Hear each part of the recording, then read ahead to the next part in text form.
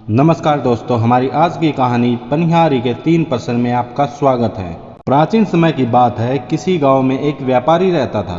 उस व्यापारी का घर गांव की सीमा पर था। एक दिन व्यापारी का बेटा तथा ससुर व्यापार के काम से गांव के बाहर गए हुए थे। व्यापारी की बहू घर पर कुछ काम कर रही थी कि तभी 3 पथिक वहां पहुंचे और आवाज लगाई कि बहन, बड़ी प्यास लगी है, क्या हमारे लिए पानी की व्यवस्था हो सकती है। सेठ की बहू को पानी पिलाने में थोड़ी झिझक महसूस हुई, क्योंकि वह उस समय कम कपड़े पहने हुई थी। उसके पास न तो गिलास था और न ही लोटा था जिससे वह पानी पिला देती। इसी कारण वहां उन राहगीरों को पानी पिलाना उसे ठीक नहीं लगा। व्यापारी की बहू ने सोचा कि मेरे पति व ससुर बाहर गए हैं और यह अनजान पथिक है, पानी देने के लिए घर से बाहर जाना ठीक ना होगा। मैं इन तीनों से कुछ सवाल पूछती हूँ, तब तक शायद उसके पति व ससुर भी आ जाएं। ऐसा सोचकर उसने अजनबी पथिकों से कहा कि आपको मेरे प्रश्नों का उत्तर देना होगा, तभी मैं आपको पानी पिला सकती हूँ, अन्यथा नहीं। बहू ने पहले राहगीर से पूछा, आप कौन हैं? राहगीर ने कहा, मैं एक यात्री हूँ। बहू बोली, यात्री तो संसार में केवल 2 ही होते हैं, आप उन दोनों में से कौन हैं? इस पर वह पथिक कोई उत्तर न दे सका। बहू ने दूसरे राहगीर से पूछा, अच्छा तो आप बताइए कि आप कौन हैं?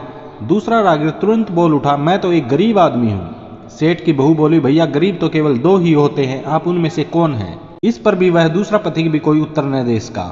तीसरे ने कहा कि मैं अनपढ़ गवार हूं। तब बहू ने कहा कि अनपढ़ तो 2 ही होते हैं। इस पर भी वो तीसरा पथिक कुछ जवाब नहीं दे सका। अंत में वह निराश होकर जाने लगे, तब तक बहू को उसके ससुर आते हुए दिखे। यह देखकर उसने उन पथिकों को पानी के साथ साथ गुड़ व छाछ की व्यवस्था भी कर दी। उन पथिकों ने उसे आशीर्वाद दिया और वहां से चले गए। किंतु उसके ससुर ने अपने घर से उन पथिकों को जाते देखा तो उसे यह बात अच्छी न लगी। उसने सोचा कि बहू पता नहीं किन किन अजनबियों को घर पर अपने पति की अनुपस्थिति में बुलाती होगी। ऐसा सोचकर उस राज्य के राजा से उसने अपनी बहू के चरित्र पर संदेह व्यक्त करते हुए शिकायत कर दी। सेठ की सारी बातें सुनकर राजा ने उसी वक्त बहू को बुलाने के लिए सिपाही भेजे और उनसे कहा, तुरंत सेठ की बहू को राजसभा में उपस्थित किया जाए। सिपाही जब बहू को लेने पहुंचे तो बहू सिपाहियों से बोली, तुम पहले अपने राजा से यह पूछ कर आओ कि उन्होंने मुझे किस रूप में बुलाया है, बहन, बेटी या फिर बहू के रूप में, किस रूप में मैं उनकी राज्यसभा में आऊं। बहू की बात सुन सिपाही वापस चले गए और उन्होंने राजा को सारी बातें बताई।